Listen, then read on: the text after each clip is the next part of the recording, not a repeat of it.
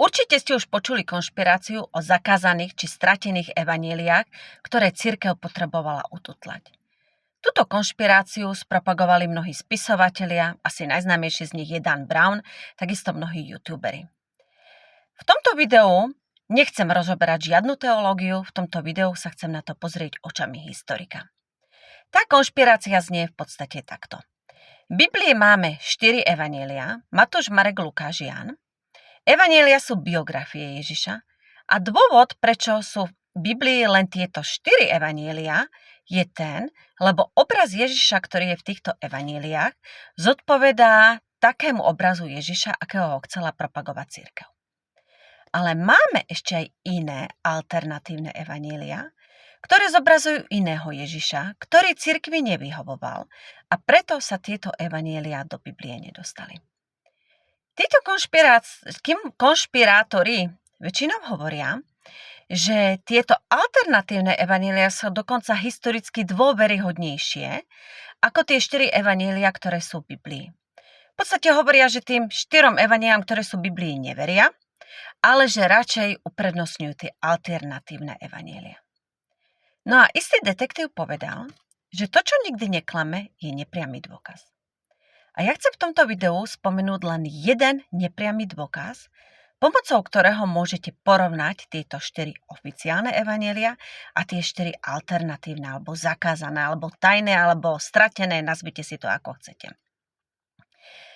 Pred niečo vyše 10 ročím sa historici rozhodli urobiť zoznam najobľúbenejších mien, ktoré sa používali v Judsku v období Ježiša.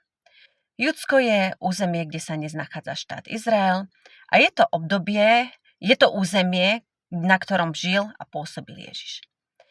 No a zoznam týchto najobľúbenejších mien urobili vďaka tomu, že urobili zoznam mien, ktoré sa nachádzal na hroboch a takisto si pozreli aj historické spisy z tej doby, napríklad spisy Jozefa Flavia. No a zistili, že najobľúbenejšie meno v Judsku, ktoré sa používalo za čias Ježiša, bolo meno Šimon. Keď sa pozrite do Nového zákona, tak zistíte, že 2 z Ježišových učeníkov boli Šimon. Šimon Peter a Šimon Zelota. Druhé najobľúbenejšie meno bolo meno Jozef. V Biblii máme niekoľko Jozefov. Marín muž bol Jozef. Jozef z Arimatie bol muž, ktorý poskytol hrob Ježišovi. Tretie najobľúbenejšie meno v tej dobe bolo meno Lazar.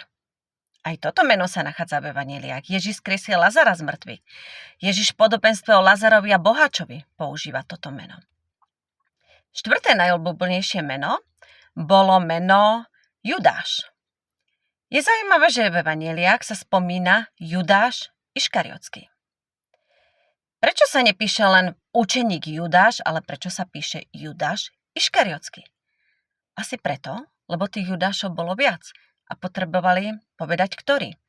Tak ako v triede som mala 3 spolužiačky Katky a keď sme hovorili Katka, tak sme vždycky povedali priezvisko alebo prezývku, ktorá, aby bolo jasné, o ktorej Katke hovoríme.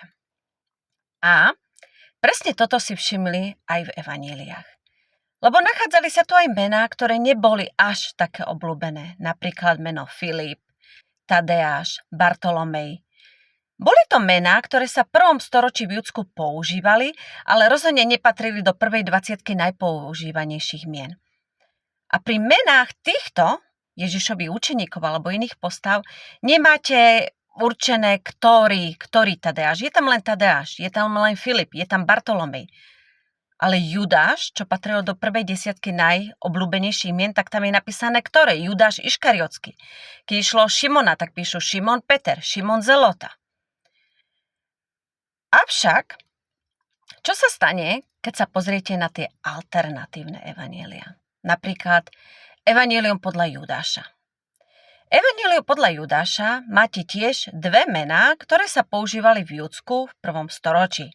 Skúste si tipnúť, ktoré. No tak je tam meno Ježiš a je tam meno Judáš, čo asi nie je prekvapením, že zrovna tieto 2 mená.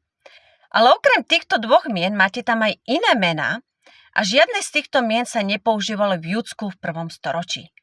Používali sa v Egypte v 3. a 4. storočí. Čo z toho vyplýva?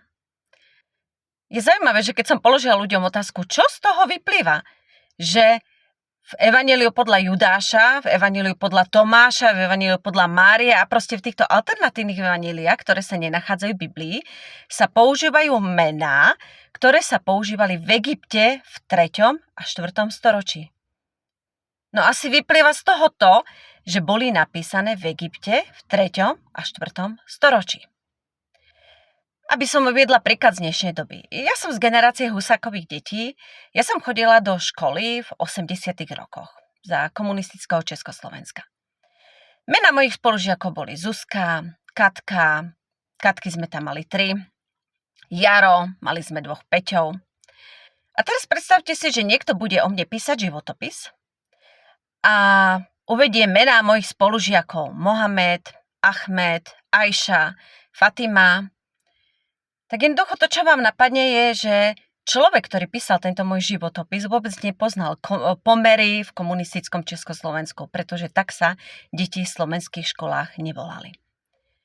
A presne toto vidíme v tých alternatívnych alebo zakázaných, alebo nazvite ich ako chcete, evanjelia. Jednoducho tie evanjelia nie sú historicky hodnoverné. A vlastne tí istí ľudia, ktorí spochybňujú historicitu evanjelií, ktoré sú v Biblii, a argument je taký, že nemôžeme jej veriť, pretože boli napísané 10 ročia po udalostiach, tak tí istí ľudia uprednostňujú tieto alternatívne evanjelia napriek tomu, že boli napísané 300-400 rokov po udalostiach v Egypte a osoba, ktorá ich písala, nevedela nič o pomeroch v Judsku, pretože ani tie mená netrafili správne.